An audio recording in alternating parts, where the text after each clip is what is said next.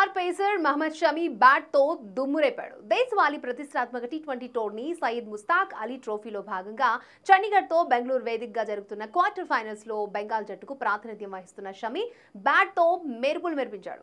17 బంతుల్లో 3 ఫోర్లు 2 సిక్స్లతో 32 పరుగులతో అజేయంగా నిలిచాడు. ముఖ్యంగా హాఫ్ సైడ్ అతను కొట్టిన 2 భారీ సిక్స్లు ఈ మ్యాచ్ కే హైలైట్ గా నిలిచాయి.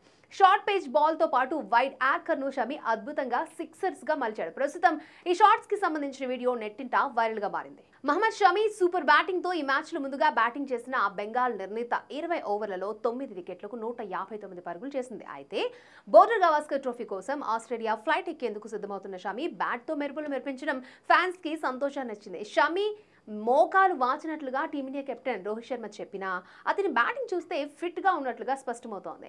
ఇక చీలమండ గాయంతో మహమ్మద్ షమి గత ఏడాదిగా భారత జట్టుకు దూరంగా ఉన్నాడు. అతను చివరిసారిగా ఆస్ట్రేలియాతో జరిగిన వన్డే ప్రపంచ కప్ 2023 ఫైనల్లో టీమిండియా తరపున ఆడాడు. సర్జరీ తర్వాత సుదీర్ఘకాలం రెస్ట్ తీసుకున్న షమి ఇటీవలే మళ్లీ బౌలింగ్ చేయడం స్టార్ట్ చేశాడు. రంజీ ట్రోఫీతో రీఎంట్రీ ఇచ్చిన అతను అద్భుత ప్రదర్శన కనబరిచాడు. సయీద్ ముస్తాక్ అలీ ట్రోఫీలోనూ అదే జోరును కొనసాగిస్తున్నాడు.